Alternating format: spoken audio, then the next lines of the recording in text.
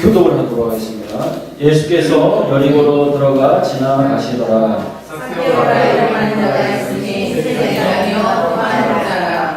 그가 예수께서 어떠한 사람인가 하여 보고자 하되 키가 작고 사람이 많아 할 수 없어 앞으로 달려가서 우리의 물과 강에 올라가니 예수께서 비로소 지나가시게 되리라.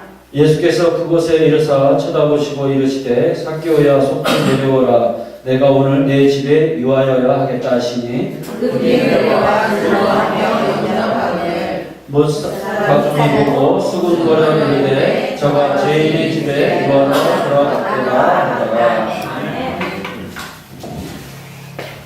10절까지 하면은 너무 길기 때문에 오늘 좀 약간 잘랐어요. 그걸 나중에 설명을 해드리도록 하겠습니다. 우리가 잘 아는 이제 삭개오를 이야기인데요. 우리가 기존에 들었던 거와 이제 약간 다른 관점에서 오늘 또 보도록 하겠습니다. 그래서 지금 예수님의 그 비유 시리즈를 하고 있는데 또 이번 주 거도 보니까 조금 어렵더라고요. 그래서 그거를 다음 주에 연기하고 오늘 우리가 잘 아는 삭개오 이야기 한번 이렇게 하겠습니다. 그래서 오늘 말씀의 제목은 긍휼의 의미입니다. 긍휼의 의미, 긍휼의 의미에 대해서 이제 하도록 하겠습니다. 한 농부가 이렇게 닭을 2마리를 키웠어요.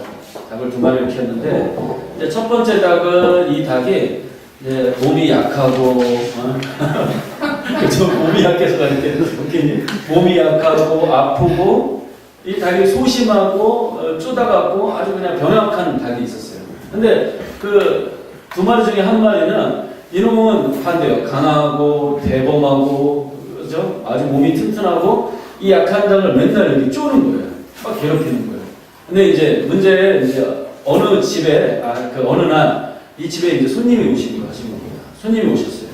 그래서 이제 주인이 고민하다가 이 2 닭을 이렇게 불러놓고서 얘들아 미안한데 손님이 오셨으니까 저 손님을 대접하려면 너희 둘 중에 한 마리를 잡아야겠는데 그냥 아무나 이렇게 잡으면 불공정하니까 내가 공정하게 문제를 내서 너희 둘 중에 그 문제를 맞히는 놈은 내가 살려주겠고 그 문제를 틀리는 놈은 어쩔 수 없이 물을 끓여서 이제 목을 비틀어서 둘 중에 하나를 잡아야 된다 이렇게 사정을 이제 양해를 구한 겁니다. 2 닭한테. 그래서 이제 첫 번째 닭에게 그 병약한 닭에게 이제 문제를 냅니다. 잘 들어. 2 더하기 2는 그러니까 4. 잘했어. 통과. 그래서 2 번째 닭을 이제 불러놓고 39,028 더하기 2 나누기 4. 2 번째 닭이요. 그냥 물 끓여라. 목 비틀어라. 그랬다는 이야기였습니다. 그러니까 이 주인의 마음이요. 이 약한 닭, 병약한 닭에게 이렇게 가 있다는 그 이야기예요. 그렇죠? 그 주인의 마음이 그 긍휼함이 그 약하고 못난 닭에게 가 있다는 그러한 이야기입니다. 그래서 그 내가 이렇게 마음이 가는 그곳이 있잖아요. 그곳은 그 어느 누구도 막지 못한다는 그 이야기예요. 제가 이제 그 야구에 좀 미쳐 있잖아요. 요즘 약간 끊으려고 노력을 하는데 아무튼 프로야구에 미쳐 있는데 제가 그 초등학교 5학년 때 프로야구가 생겼는데 32년 동안 제가 솔직히 타이거즈를 응원했어요. 네. 타이거즈를 이렇게 응원했는데 재작년에가 이제 모 감독 때문에 보다 이제 열이 받아갖고 제가 팀을 바꿔버렸어요. 작년에. 도저히 이제 응원을 못하겠더라고요. 그래서 LG 트윈스로 바꿨더니 하영이가 그렇게 남자가 소신도 없이 바꿨어요. 비난을 뽑았는데 아무튼 그래서 LG 트윈스를 작년에 이렇게 응원을 했어요. 왜 그랬냐면 그 팀이 맨날 이렇게 꼴찌만 하는 거예요. 10년 동안 한 번도 가을에 야구도 못하고 하여튼 그랬었어요. 그러면 이제 LG가 작년에 이제 잘 됐어요. 잘 됐는데 올해 이제 겨울에 무슨 일이 일어났냐면 이 LG보다도 더 한심하고 막장인 팀이 있어요. 어디죠? 네, 하나입니다. 하나. 그래서 이 하나가 이 LG보다 이제 더 심각한 팀인데 겨울에 여러분 잘 아시죠? 김성근 감독이라고 이 야구의 신이라고 하잖아요. 김성근 감독님을 바꾸면서 막 이렇게 뭔가 탈바꿈을 하려고 막 그래요. 그런데 그래도 이 팀은 지금 5년째가 꼴찌를 하고 있는 그런 팀이거든요. 막 그런 일련의 과정들을 보면서 저는 이제 충청도 보통 이제 고향팀을 응원을 하잖아요. 근데 저는 충청도하고 아무런 관련이 없는데 계속 이 하나 이글스에 이제 마음이 가는 거예요, 겨울에. 그래서 내가 나는 저 팀하고 아무 상관도 없는데 저 팀은 나랑 관련이 없어. 자꾸 이렇게 저항을 하려고 하는데 응원을 안 하려고 하는데 자꾸 겨울 내내 이제 하나 이글스에 이제 마음이 가는 거예요. 자꾸 이제 저 팀이 잘 됐으면 좋겠고 이런 마음이 가는 거예요. 그냥 그래서 그 가는 마음을 내가 막지를 못해갖고 그냥 포기하고 요즘은 하나를 응원을 하고 있습니다. 그래서 하나 경기를 꼬박꼬박 챙겨보는데요. 또 잘해요. 요즘은 잘하고 있어요. 나랑 아무 상관도 없는 충청도 팀이지만 자꾸 이렇게 약한 팀에 마음이 간다는 거예요. 그 국리함이 생기더라는 겁니다. 그 마음을 내 스스로도 보니까 막을 수가 없더라는 거예요. 네. 하영이가 또 소신없다고 비난을 하더라도 저는 그래도 이제 하나를 응원할 것입니다. 이렇게 보면은 사랑과 긍휼도 마찬가지인 것 같습니다. 우리가 연인도 이렇게 사랑을 할 때 보면 이제 첫눈에 뿅 가잖아요. 뿅 가면은 내가 너를 좋아해, 그냥 사랑해, 나는 너 없이는 못 살아, 그 다음에 모든 걸 다 해주고 싶고 너는 나의 목숨과 같은 존재야, 막 이러잖아요. 이걸 여러분 사랑을 인위적으로 할 수 있습니까? 내가 한번 쟤한테 뿅 가봐야지 뭐 이렇게 할 수 있어요? 아니라는 거예요. 막 그렇게 해주고 싶고 무조건 베풀어주고 싶은 그 사랑할 수 있는 마음도 긍휼과 마찬가지로 마음이 같다는 거예요. 막을 수 없다는 그런 마음. 이유 없이 베풀어 주는 게 바로 긍휼이고 또 그 긍휼과 비슷한 게 뭐라고요? 사랑이라는 거예요. 그죠? 예수님의 이제 3년 공생의 기간 동안 예수님의 이제 사역을 우리가 잘 이렇게 성경을 읽으면서 따라가다 보면은요, 예수님께서 이제 사람을 모아놓고 기도해 주시죠. 그 다음에 병 고쳐 주시죠. 그 다음에 이제 기적을 베풀어요. 이 모든 것들이 다 우리가 잘 살펴보면은 예수님의 그 마음이 어디에 있는지 우리가 알 수 있다는 거예요. 예수님의 마음이 어디에 있습니까? 다른 데 있지 않아요. 사람에게 있어요. 사람에게. 그죠? 그 사람을 긍휼히 여기는 마음을 알 수가 있는데 이 신구약 이 성경 한 권 전체가 다 그 긍휼에 관한 얘기입니다. 안 믿는 사람들은 구약에서 하나님께서 인간들을 쓸어버리고 해서 왜 그렇게 사랑이 없는 하나님이라 그걸 몰라서 하는 얘기예요. 그 이면 속속들이 알고 보면 다 긍휼에 관한 얘기를 하는 거예요. 그래서 이 성경을 제대로 이해하면 할수록 이 긍휼이 얼마나 중요한 중심 주제인지를 우리가 알 수 있다는 그 이야기입니다. 네. 자, 오늘 삭개오가 제가 주인공이라고 그랬죠. 이제 예수님께서 이제 여리고를 지나십니다. 여리고를 이렇게 지나시는데 2절을 한번 제가 읽어볼게요. 삭개오라 이름하는 자가 있으니 세리장이요 또한 부자라 이렇게 돼 있죠. 이름이 뭡니까? 삭개오. 이 사람이 직업이 뭐죠? 네. 세리인데 세리장이에요. 이제 이거 참고로 알아요. 세리들 중에서 우두머리라는 소리예요. 그러니까 부자 중에서 가장 부자겠죠? 돈이 엄청 많겠죠? 아무튼 이 사람이 부자였다고 합니다. 근데 이 삭개오의 이름 뜻이 그 사람의 직업하고 어울리지가 않는다는 거예요. 자, 이제 세리를 먼저 살펴보면 이제 여리고 성전 앞에 이렇게 거지들이 앉아 있어요. 그러면 사람들이 동전을 하나씩 이렇게 던져줄 거 아니에요? 동전 고맙습니다, 고맙습니다 하는데, 이제 거지가 이렇게 감사를 표하다가 딱 눈을 들어서 동전을 던진 게 세리다. 그러면은 동전을 다시 꺼내서 다시 던져줬다고 합니다. 내가 빌어먹을지언정 네 돈을 안 받는다고 하고 거지도 던져줬다고 해요. 그만큼 이 세리들은 당시에 우리가 잘 알듯이 더럽고 부정의 대명사예요. 그리고 우리가 알듯이 매국노 중에 매국노가 이 세리라는 거예요. 그런데 이 부모님이 이제 삭개오가 태어났어요. 그래서 삭개오의 이름 여러분 아시죠? 뜻을 아시죠? 그렇죠. 순결입니다. 이 아들이 아주 순결하게 고귀하게 살고 이 부모님이 순결이라고 이렇게 이름을 지었어요. 그러니까 어렸을 때 뭐라고 불렀겠어요? 순결아 순결아 이렇게 불렀겠죠? 삭개오의 이름이 순결아, 이 염원을 담아서 이제 이름을 지어줬는데 이 삭개오가 이제 성장을 하면서 이 우여곡절을 겪으면서 결국 무엇은 직업을 택합니까? 세리의 직업을 택했다는 그거예요. 그러니까 그래서 이제 세리장까지 이렇게 됐어요. 높은 데까지 올라갔죠. 그러니까 어떻게 했어요? 그 과정에 굉장히 악독했겠죠. 그 다음에 이제 남을 속여서 저 뒤에 구절에 나오지만 남을 많이 속였겠죠. 착취를 했겠죠. 세금을 거두려면. 그 다음에 고리대금을 또 이제 했다고 그러한 기록이 있어요. 결국 이 모든 얘기가 뭡니까? 돈을 택했다는 거예요. 돈. 명예보다는 돈을 택했다는 거예요. 나 욕먹어도 나는 그냥 그런 인생 살 거야. 돈을 택했어요. 그래서 마지막에 부자라 또한 부자라 이렇게 되었죠. 예. 성경은 그렇게 말하고 있습니다. 그러니까 무슨 얘기입니까? 부모의 뜻과 염원대로 지금 살지 못하고 존경을 받기보다는 뭘 택했어요? 돈을 택했다는 거예요. 차라리 돈을 택하겠다. 이런 인생이었다는 거예요. 그래서 하여튼 그 대가로 무엇을 얻었습니까? 이제 부자가 됐어요. 돈을 얻었죠. 큰 부자가 되고 돈을 많이 얻고 그 눈에 보이는 삶은 BMW 타고 좋은 집에 살고 이제 풍족해 보였겠지만 이 삭개오가 그 내면에 이제 뭐가 생겼냐면요. 어렸을 때부터 사람들이 숨겨라 그랬는데 좀 이게 안 맞잖아요. 한쪽이 찜찜한 거예요. 내 이름은 뭐더러 순결이라고 지어갖고 이런 마음이 있는 거예요. 그러다가 근데 이 마음의 짐이 계속 생긴 거예요. 그래서 돈을 쫓아서 내가 성공과 부를 이루기는 했는데 어디 가려고? 이루긴 했는데 이루기 나니까 다른 게 뭐가 보이기 시작했어요? 그게 뭡니까? 영적인 세계가 이제 보이기 시작한 거예요. 그 목마름이 이제 그 내면에 찾아온 겁니다.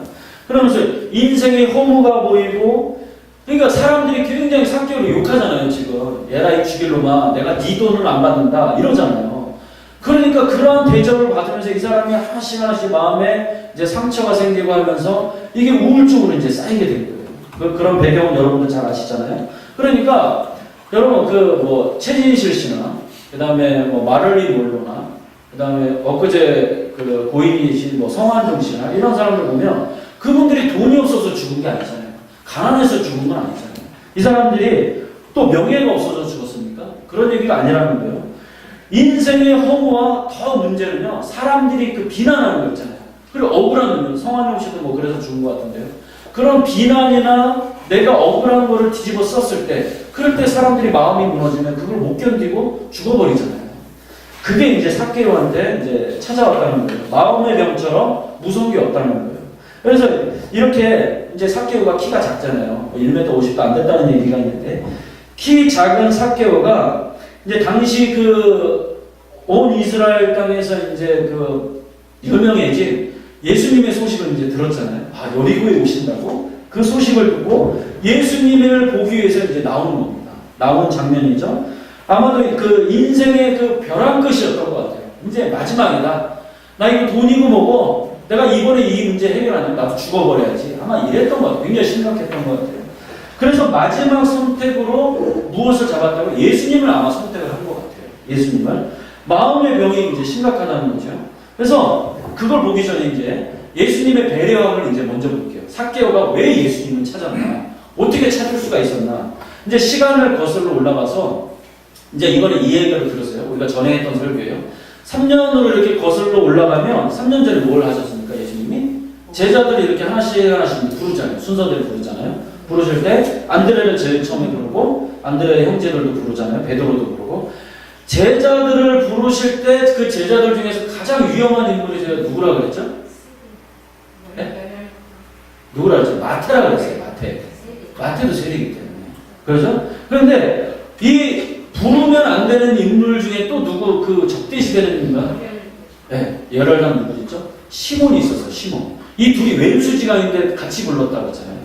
왜 그때 부르면 안 되는 독립군이 시몬이었고 이 매국노가 누구였죠? 세리 마태였잖아요. 이 둘을 부르는 거는 부를 수 있다고 쳐요. 그런데 위험한 게 뭐냐면 시몬을 부르면 예수님께서 로마 당국의 눈치를 봐야 돼요. 마태를 부르면 유대인들한테 눈치를 봐야 돼요. 그렇죠? 그러한 양쪽의 부담감을 안고서 부른 게 시몬과 마태라고 제가 이렇게 설교를 했지 않습니까? 기억이 나셔야 돼요.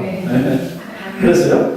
양쪽의 부담감을 예수님께서 치르면서까지 부른 제자가 있는데, 그럼 예수님이 뭘 배려하셨느냐? 그 이야기예요. 뭘 배려하셨죠? 삭개오가, 즉 세리들은 유대인들이 이렇게 많이 모인 곳에는 잘 나타나지 않아요. 괜히 혼자 나타났다가 어떻게 두드려 맞을까봐 괜히 끌고 와서 너 이 자식 혼자 나타났네? 일로 와봐. 그래서 골고루 끌고 와서 패면 어떻게 해요? 그죠? 혼자 나타나지 않는데, 그런데 지금 삭개오가 그 위험을 무릅쓰고 사람들이 많이 모인 곳에 혼자 나타났다는 얘기예요. 그런데 그 군중들이 삭개오를 보고서 어떻게 했겠습니까? 야유하고 저거 세리 삭개오 아니야? 이랬을 거 아니에요? 그런데 이 삭개오가 그 용기를 내고 그 군중들 앞에 혼자 나올 수 있었던, 두드려 맞을 수도 있는 혼자 나올 수 있던 이유가 뭡니까? 왜 그랬을 것 같아요? 마태복음 나온 거예요. 예수님의 제자 중에 마태가 있네요, 지금. 그렇죠? 삭개오가 거기서 용기를 얻은 거예요. 그걸 예수님이 3년 후에 삭개오 때문에 미리 아시고 배려를 해놓으시는 거라 그런 얘기예요. 오늘도 짜맞히네? 그러지 마시고. 진짜 그랬다니까요. 그러니까 예수님의 제자 중에 삭개오가 생각하니까 보니까 이 자기가 잘 아는 옛날에 같이 세리를 했던 마태가 예수님의 제자로 불렸다는 걸 이 삭개오가 알고 있었어요, 계속. 그러니까 마태가 제자로 부름을 당했을 정도면 설마 나는 제자로 안 부르러 되는데 예수님이 나를 조롱하진 않겠지. 그러한 마음이 있었던 거예요. 용기를 가졌던 거예요. 예수님이 당시에 그 선지자요, 병 고치는 자였죠, 기도해 주시는 자요, 모든 인간의 문제를 해결하고 다니시는 분이셨잖아요.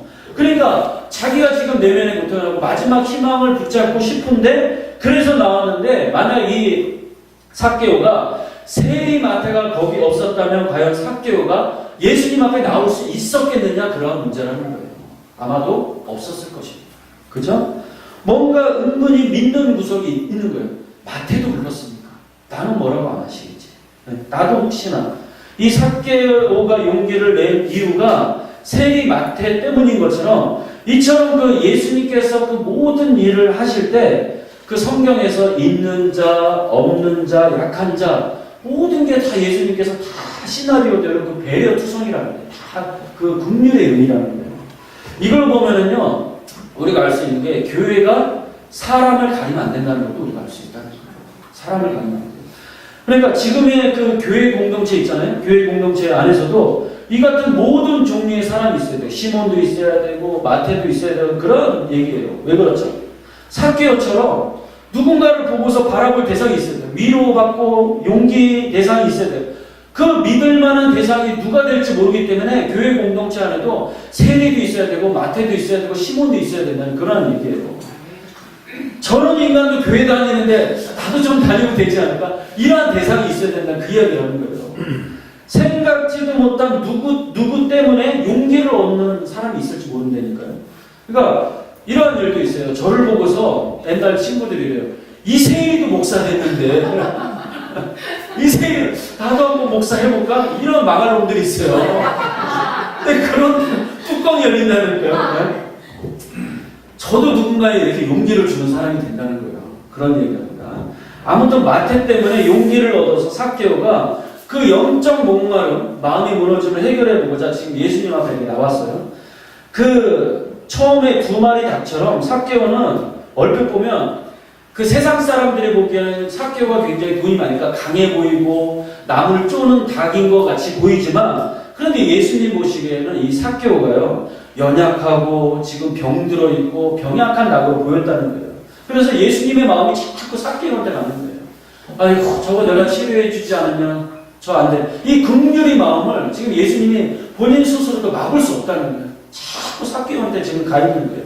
그렇게 보신 이유가 있는데요. 먼저 이제 삭개오의 행동을 우리가 보겠습니다. 먼저 삭개오의 간절함을 예수님께서 보셨다는 거예요. 그래서 찾아주신 거예요. 삭개오의 지금 그 절박함과 그 약해진 마음, 그 내면을 예수님이 지금 보셨다는 그 이야기예요. 자, 4절을 한번 제가 볼게요. 4절 여러분 한번 보세요.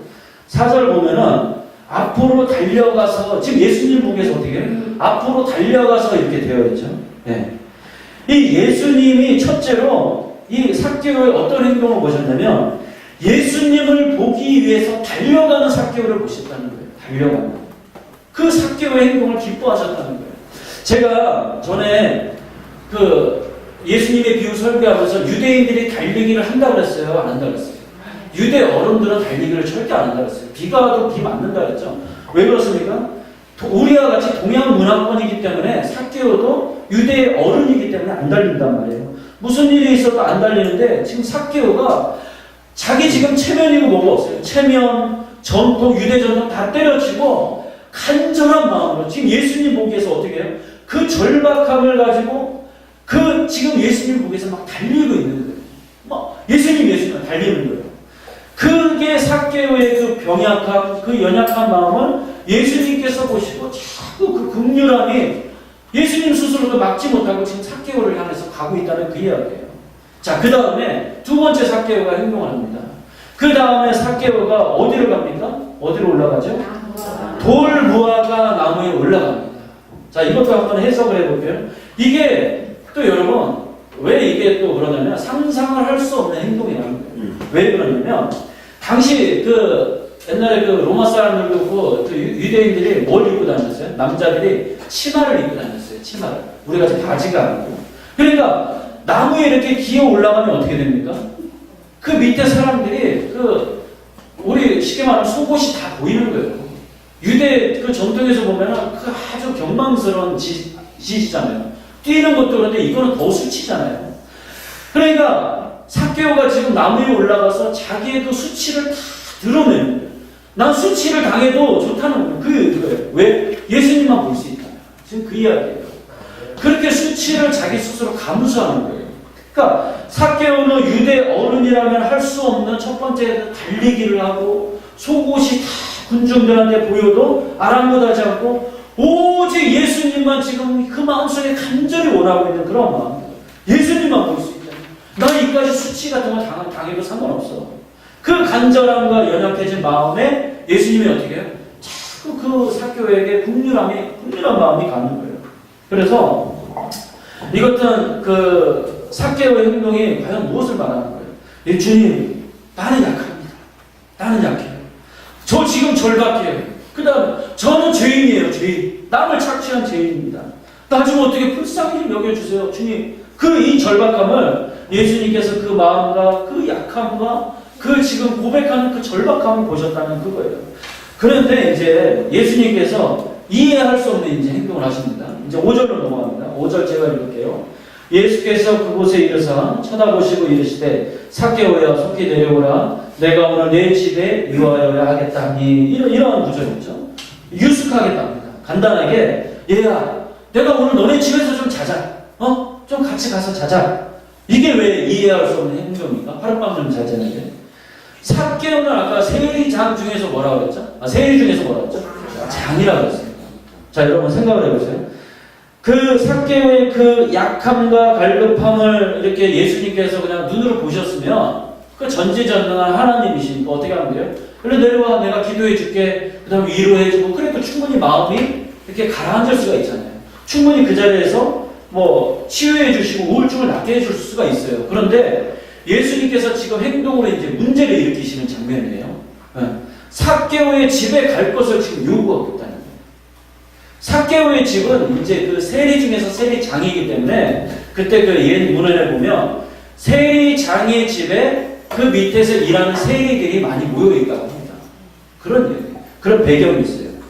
여러 세리들이 뭐니까 여러 세리들이 뭐라면 여러 세리들이 이렇게 모여 있어요. 그죠? 무슨 얘기냐? 그 당시 그 사람들에게 이제 그 세리들이 막 저 벌레 같은 인간들에게 벌레 취급받는 인간들인데 이 한 명의 그 그냥 삭개오의 집에 가신다는 게 아니고 지금 벌레 취급받는 사람들이 우르르 몰려 있는 그러니까 세리 사무실에 간다는 그 이야기잖아요. 잔뜩 모인 집에 가셔서 어떻게 하신대요? 그날 밤에 같이 먹고 아직 더러운 집입니다. 먹고 같이 마시고 그 집에서 잠까지 주무시겠다. 이 유대 사람들 상식으로는 이해가 안 가는 행동 그 보이는 거예요. 자, 이때 이제 7절을 제가 읽을게요. 마지막 절입니다. 못 사람이 보고 수군거려 이르되 저가 죄인의 집에 유하여 들어갔더라 하더라. 이렇게 되어 있죠. 수군거렸대요. 그러니까 유대인들이 볼 때는 이제 상상할 수 없는 아주 충격적인 사건이 이제 벌어진 거예요. 그죠? 그래서 어떻게? 수군거렸다 이렇게 되어 있어요. 수군거렸다. 그러니까 마치 이제 여러분 졸릴까봐 김구 선생님이 어떻게 한 겁니까? 친일파들 모인 곳에 가서 같이 라면 끓여 먹고 같이 커피 마시고 이랬다는 얘기예요.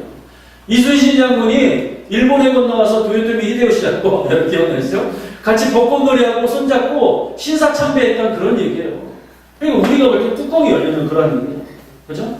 그러니까 이 일로 인해서 유대인들 사이에서 예수님이 이제 어떤 취급을 받게 되냐면 세리와 창기의 친구라고 그렇게 이제 이 사건 때문에 그렇게 돼요. 그리고 먹기를 또 탐하고 저 더러운 인간들의 그 음식을 먹는다. 그리고 아주 안 좋은 소문이 퍼졌는데 뭐죠? 세리들이 돈이 많으니까 예수님이 돈을 탐한다. 그러한 소문까지 그 누명을 다 뒤집었어야 됩니다. 그러니까 예수님의 명예가 어떻게 됐습니까? 급격히 이 사건으로 실추가 되어버렸어요. 땅에 떨어져버렸어요. 예수님의 명예가. 따르던 무리들이 예수님이 이제 병 고쳐주고 그 다음에 이 군중들이 예수님이 우리의 희망이요 이러고 따라다녔죠. 선지자요. 어떤 무리들은 세례 요한보다도 더 거룩한 분이 아니신가? 혹시 메시아일지도 몰라? 지금 막 이러면서 따라다녔는데 유대인들이 이 삭개오 사건 때문에 지금 엄청난 충격을 받고 이제 실망을 하죠. 유대인들이 수군거리는데 뭐라고 수군거렸을 것 같아요, 여러분? 저 예수 미친 거 아니야? 이랬다는 거예요. 저 돈 좋아하는 사기꾼 아니야? 결국 원하던 게 돈이었구만, 돈. 본색을 드러내네. 지금 그거 수군거리다는 게 그 뜻이에요. 세리들과 친구였기 때문에. 그러니까 예수님께서 이 삭개오 하나 때문에 이 모든 불명예와 오해와 누명을 다 뒤집어 썼다는 그 이야기예요.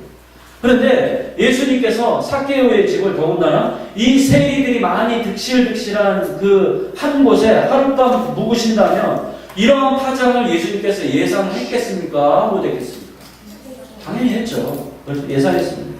그럼 왜 예수님께서 온갖 유혹을 다 먹고 모든 오해와 누명을 다 뒤집었을 걸 알면서 그 흑복궁이 있잖아요. 흑복궁을 알면서까지 왜 이런 그 어려운 결정을 했을까? 예? 삭개오만 수치를 당하는 것을 예수님이 원하시지 않았기 때문에 그랬다는 거예요. 삭개오가 그 체면불구하고 달렸죠? 그죠? 막 달렸어요. 삭개오가 나무 위로 기어 올라가면은 막 속옷이 다 보이고 밑에서 군중들이 저 세리가 또 웃긴 짓 한다, 속옷 보인다. 그 군중들이 볼 텐데 그거 감수하고 오직 예수님만 한 번 봤으면 했잖아요. 예수님만 볼 수 있다. 예수님이 나한테 눈길 한 번만 준다면 주님만 있으면 나는 어떠한 수치와 부끄러움을 당해도 좋아. 괜찮다는 거예요. 이 간절함을 예수님께서 먼저 연락을 하셨어요. 그 다음에 예수님이 내 아들 삭개오야. 나 때문에 너만 수치를 당하는 걸 내가 원하지 않아. 그 이야기예요. 너가 나 때문에 먼저 모든 걸 감수하고 수치를 당하고 네가 희생하고 감수했으니까 내가 너랑 똑같이 해줄게. 그 이야기라는 거예요. 사람들이 욕해도 사람들이 나를 또 너랑 똑같이 벌어지라고 욕할지 몰라도 내가 오늘 반드시 너희 집에 내가 유하겠다. 그 이야기라는 거예요. 그래서 예수님께서 5절에 삭개오의 집에 유하신 의미는 흑복궁을 뻔히 알면서도 예수님도 예수님의 자신의 그 명예, 칭찬, 군중들의 그 칭찬, 그 다음에 자기가 누릴 수 있는 이 소중한 것들을 삭개오 하나를 위해서 예수님도 모든 걸 다 버려버리겠다. 그 의지를 표현한 게 내가 오늘 너희 집에 유하겠다. 그 의미라는 거예요. 예수님께서 그렇게 하신 이유가 있어요. 그냥 또 내가 남을 그 불쌍히 여기는 마음, 그것도 거기서 끝나는 건 이게 성경적 긍휼이 아니라는 거예요. 그걸 보여주시고. 진정한 의미에서 성경적 긍휼이란 너희들 잘 들어. 내가 망가지더라도, 내가 모든 이익이, 내 모든 것을 다 포기하더라도, 그러한 희생이 있을지라도 내가 너를 위해서 불쌍히 여기는 이게 성경적 긍휼이라. 그걸 보여주기 위해서 예수님께서 삭개오한테 그런 행동을 하셨다는 거예요. 남을 배려하며 사는 게 나의 희생이 있어야 성경적 의미의 진정한 긍휼이라는 것을 예수님께서도 몸소 보여주셨다는 그 이야기입니다. 자, 삭개오 하나 치유하려고 예수님께서 버린 게 뭡니까? 권력, 명예, 이익, 영광 이런 거 다 버리고 포기하고 삭개오의 집에 유한다. 이게 뭐라고요? 예수님의 명예가 땅에 곤두박질 치게 되는데 이런 대가집을 잇는 게 이게 긍휼의 궁극적 의미라는 겁니다. 여러분 아시겠죠? 긍휼의 궁극적. 자, 6절 제가 한번 읽어볼게요. 이렇게 이제 예수님께서 삭개오한테 해주니까 6절 급히 내려와 즐거워하며 영접하거늘. 삭개오가 어떻게 했다고요? 이제 즐거워하며. 네. 삭개오가 한편으로 마음에 예수님이 미안하잖아요. 이제 나 때문에 그러지 않으셔도 되는데 미안한 마음이 있지만 예수님의 그 긍휼과 예수님의 그 배려 때문에 삭개오의 내면이 지금 어떻게 됐어요? 다 치료가 됐어요. 그 자리에서. 그래서 지금 즐거움이 다시 찾아왔어요. 그걸 알 수가 있어요.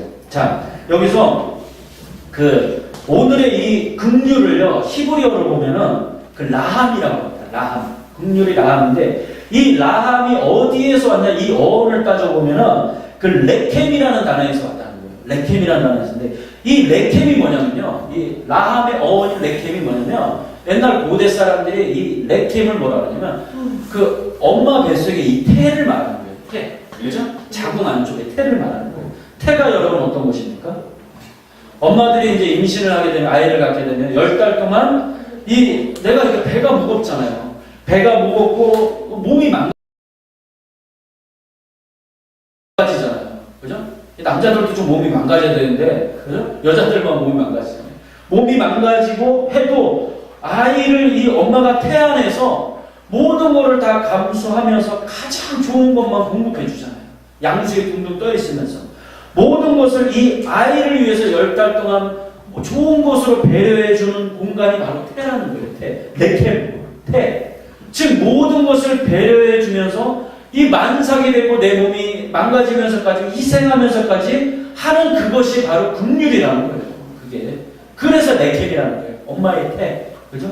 그냥 남을 저 인간 좀 불쌍하네? 아유 좀 안 됐다. 이게 긍휼이 아니라는 거예요. 내 희생이 있어야 되니까 내 희생. 내가 좀 만삭이 되고 좀 이렇게 10달 동안 무겁게 안고 나면 이 내 희생이 있어야 그게 진정한 레켐이라는 거예요. 레켐. 그죠? 레켐의 또 다른 뜻이 있습니다. 이제 어미새가요. 엄마새가 바다에서 물고기를 잡아먹잖아요. 그럼 이걸 다 안에서 짓이겨갖고 다 이거를 이제 죽처럼 만들어서 이제 아이 다 소화를 시킨 다음에 이제 아기 새들이 있는 둥지하고 어떻게 합니까? 다 토해냈잖아요. 다 토해내고 그걸 이제 새끼 새들에게 먹이는데 법칙이 있답니다. 무슨 법칙이냐면 그 새끼들 중에서 가장 약하고 병약한 그 아기 새한테 먼저 먹인다는 그 의미예요.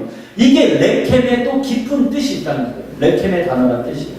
예수님께서 이 삭개오에게 그 지금 수많은 사람들이 있죠. 거기에도 약한 사람들이 있는데 그 수많은 사람들에게 먼저 가장 누구한테 지금 긍휼을 베풉니까? 삭개오한테 지금 베풀잖아요. 레켐을 베풀잖아요. 예수님께서 다 소화시켜서 토해내는데 그걸 누구한테 베풀어요? 그러니까 삭개오는 지금 세상적으로 세상 사람들이 보기에는 돈이 많고 부자고 좋은 집 좋은 차 타고 강해 보이나 실상 내면은 지금 누가 제일 약해요? 삭개오가 지금 제일 약한 아기새라는 거예요. 그래서 아기새 같은 존재이기 때문에 먼저 그 새를 지금 예수님이 먹이시는 거예요. 레켐 해주시는 거예요. 레켐. 너 먼저 먹어라. 나의 긍휼을 삭개오 너가 제일 약하니까 너 먼저 먹어라. 그 이야기예요. 그러니까 우리는 지금 그 믿음이 없는 자를 세상에 믿음이 없는 자를 그 약간 잘못 생각 어떻게 우리는 시도합니까?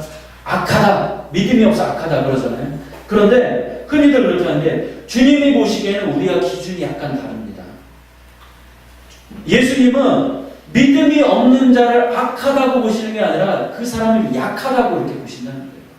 저게 약해서 지금 믿음이 없다고 이렇게 보신다는 거예요. 믿음이 없는 자들은요, 우리는 저 인간 믿음도 없고 이렇게 보시지만 예수님은 어떻게 보시냐면 믿음이 없는 자들 흔히들 어떻게 합니까? 너 내 주먹이 얼마나 센 줄 알아? 자기 주먹 자랑하잖아요. 그렇죠? 내가 얼마나 돈이 많은 줄 알아? 내가 지금 그러니까 자기가 능력이 있으니까 아쉬울 게 없잖아요. 겉으로 보면 큰 소리 잘 치죠? 그런 사람들 어떻습니까? 우월감이 넘치잖아요. 그죠? 우리 주변에 굉장히 그런 사람들 많잖아요.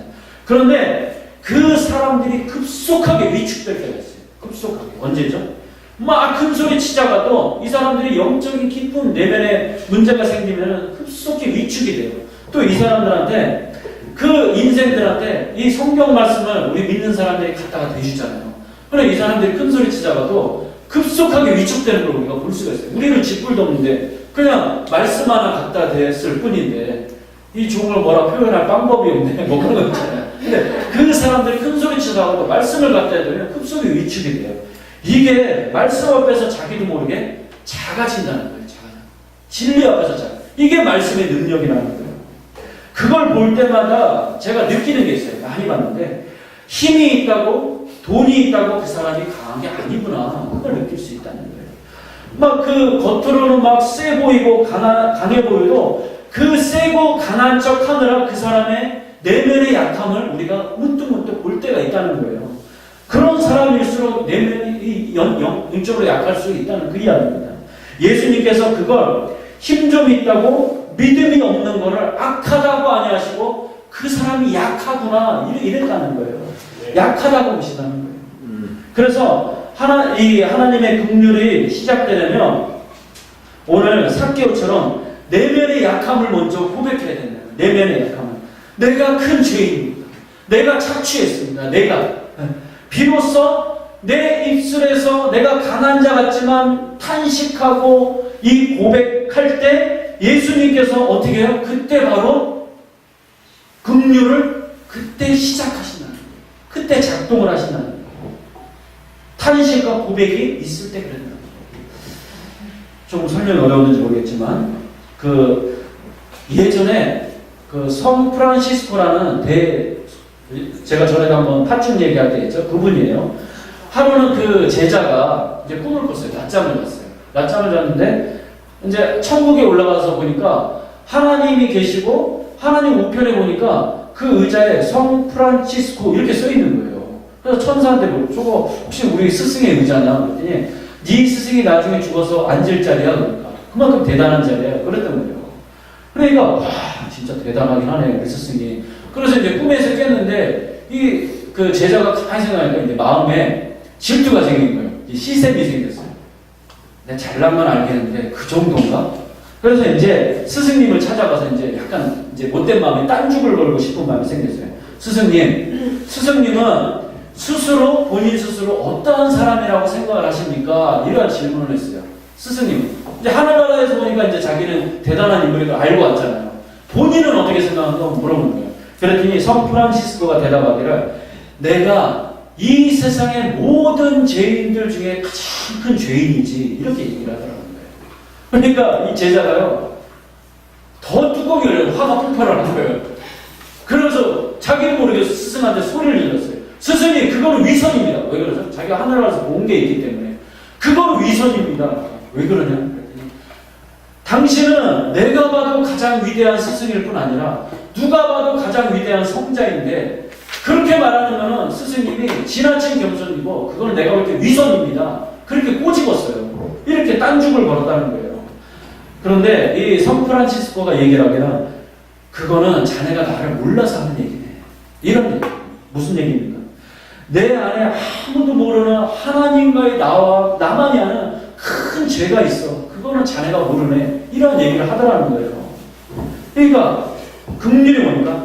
사람들이 나를 가장 위대한 성자라고 말을 하지만 만약에 하나님께서 나에게 준 그 긍휼을 그 은혜를 만약 나 아닌 다른 사람 옆에 있는 사람에게 하나님이 주셨다면 나 말고 그 사람이 가장 위대한 성자가 되었을 것이네. 이 이야기를 하더라는 거예요. 그러니까 본인이 성자가 된 이유가 가장 위대한 성자라는 인정을 받게 된 게 본인이 거룩한 삶을 살아서 성자가 된 게 아니고 하나님께서 그 긍휼을 자기한테 선물로 주었기 때문에 베풀어 주었기 때문에 그 은혜로 자기가 성자가 되었다는 그 고백을 성 프란시스코가 입으로 고백을 하더라는 거예요. 그러니까 프란시스코에서 어떻게 된 거예요? 하나님께서 마음이 그냥 가신 거예요. 그래서 그 긍휼을 프란시스코에서 준 거예요. 프란시스코야. 그게 뭡니까? 앞에서 제가 얘기했죠. 프란시스코야. 2 더하기 2가 뭐지? 4요. 그 긍휼을 입었다는 그거예요. 그래서 성자가 되었다. 그런데 하나님의 긍휼이 여러분 언제 작동을 시작을 했다고요? 자네가 날 몰라서 그래. 자네가 날 몰라서 그래. 내가 모든 죄인 중에 가장 큰 죄인이네. 이 입술에 탄식과 고백이 있을 때 그때 하나님께서 그 긍휼을 작동하기 시작했다는 그 인생이 작동했다는 그 이야기를 하는 거예요. 그래서 그 하나님의 긍휼이 내 이 고백이 없어서 나에게 안 베풀어 주셨다면 그냥 내 몸 비틀어서 끓는 물에 넣었으면 나는 그냥 죄인으로 끝났었는 인생이야. 그 고백이라는 거예요. 그 죄인이라는 스스로 그 고백에서 하나님의 긍휼이 그 성 프란시스코의 탄식에서 그 긍휼이 출발이 되었다는 그 이야기입니다. 나무에 올라간 필요한 걸 그 아픈 마음으로 주님이 바라보시고 그 긍휼을 작동하셨다는 그 이야기예요. 그죠? 자, 하나님의 긍휼의 은혜를 여러분도 원하십니까? 아멘. 주여, 제가 가장 큰 죄인입니다. 모든 죄인 중에 내가 큰 가장 죄인입니다. 불쌍히 여겨주시옵소서. 네. 이 고백과 탄식에 있는 그 삭개오, 프란치스코 같은 그 인생마다 주님이 외면하지 않으신다는 거예요. 주님의 긍휼이 그때 시작한다는 그 이야기입니다. 네. 좀 길지만 제가 이야기를 꼭 해드릴게요. 제가 저녁마다 이제 그 카페에서 제가 저녁에 아이스크림 파는 거 아시잖아요. 그 아이스크림 파는데 이제 회사원들이 회사를 이렇게 회식을 마치고 앞에 나와서 이제 아이스크림을 이제 하나씩 사 먹어요. 사 먹는데 어느 날 이렇게 제가 이렇게 아이스크림을 이렇게 짜주고 있는데요. 이제 다음 회사원 이렇게 자기 거를 받아들이려고 이렇게 하는데 노숙인이 옆에서 이렇게 물끄러미 바라보고 있는 거예요. 그거 먹고 싶은 거예요. 그래서 제가 이렇게 다 이제 만든 다음에 자꾸 마음이 이제 걸리더라고요. 그래갖고 그 넥타이를 맨 이 회사원한테 제가 부탁을 했어요. 이분 좀 먼저 드리면 안 되겠습니까? 지금 제 자랑하는 거 아니에요? 이분 좀 먼저 드리면 안 되겠습니까? 그랬더니 드리래요. 그래서 그 노숙인을 먼저 줬더니 고맙습니다 하고 받아서 가더라고요. 그 다음 이분 거를 이제 짜서 이렇게 드리려고 하는데 안 주셔도 된다는 거예요. 그러면서 이 넥타이를 매신 이 회사원이 말하기를 저보고 사장님 너무 고맙습니다. 그러는 거예요. 뭐가요? 그랬더니 자기가 자기 거를 받아서 그 노숙자를 주려고 했는데 사장님이 자기와 같은 마음을 그분한테 베풀어 줘서 너무 고맙다고 그 말을 하는 거예요. 그런데 이분이 눈물이 막 글썽글썽해요. 그 눈물이 글썽글썽한 걸 저도 보면서 눈물이 글썽글썽했어요. 제가 그분의 눈물이 글썽글썽한 그 긍휼의 마음을 보면서 거기서 예수님이 삭개오로 바라보는 그 눈을 제가 이렇게 바라보게 됐어요. 예수님의 긍휼함을 보았어요. 사장님 고맙습니다. 저분을 저렇게 긍휼히 여겨서 고맙습니다. 그러더라니까요. 우리가 오늘 본문에서도 우리가 하나님의 긍휼함을 받으려면 어떻게 해요? 우리가 먼저 약한 자를 긍휼히 여기면은 예수님도 우리를 긍휼히 여겨주시고 우리가 먼저 죄인임을 고백하고 우리가 그 속옷이 보이는 수치를 다 무릅쓰며 예수님도 똑같이 수치를 당해주시고 똑같이 우리에게 긍휼을 베풀어 주신다는 그 이야기입니다. 네. 노숙자나 거지 보면 여러분 어떤 생각이 드세요? 왜 저러고 사나? 불쌍하네 그냥 한심하다 귀찮다 살면서 저 그런 분들 참 많이 봤습니다. 그러면 안 된다는 거예요. 긍휼히 여길 줄 아는 그 인생을 주님도 그 인생을 긍휼히 여기신다는 것입니다. 여러분 진정한 예배가 뭘까요? 우리 사도신경하고 시간과 형식을 갖춘 예배 아니에요. 그게 진정한 예배 아니에요. 진정한 예배란 삶 가운데서 레캠 내가 먹어서 소화시켜서 내가 나를 희생해서 10달 동안 그 태에서 안고 있는 이러한 내 희생이 있고 그러한 남을 배려해줄 나의 그 태의 도움이 필요한 그런 사람들이 혹시 어디 없나? 내 삶 가운데 어디 없나? 이걸 찾아 헤매는 그 인생이 그게 바로 진정한 예배라는 것입니다. 네. 오늘도 주님의 그 긍휼의 은혜를 받으시는 그러한 인생 되시기를 주님의 이름으로 축원합니다. 네. 우리 찬양을 하겠는데요. 우리 잘 아는 찬양인데 아침 한개 눈앞까지 그 삭개오처럼 인생의 그 탄식과 허무만 남을 때 주님이 우리 인생을 찾아오십니다. 외로움과 그 방황 속에 있을 때 주님 앞에 우리가 나아가며 우리에게 은혜를 주신대요. 긍휼을 베풀어 주신대요. 2 더하기 2가 뭐지? 네, 4예요. 그 약한 병약한 자기 우리래요. 위로하여 주시고 나의 마음을 감싸 주신대요. 우리 찬양하도록.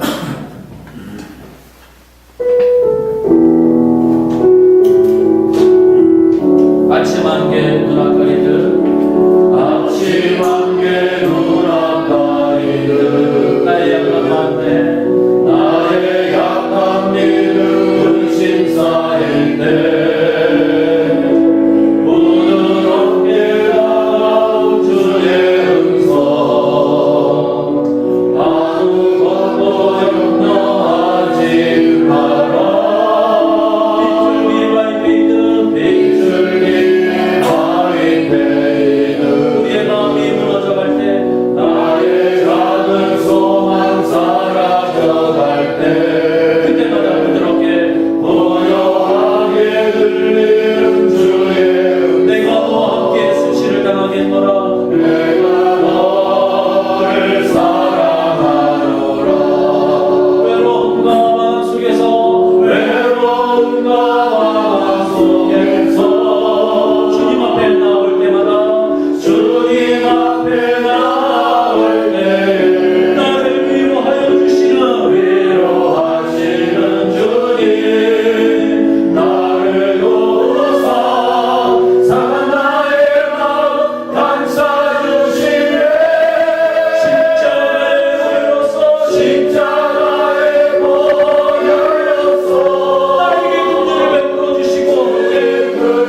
사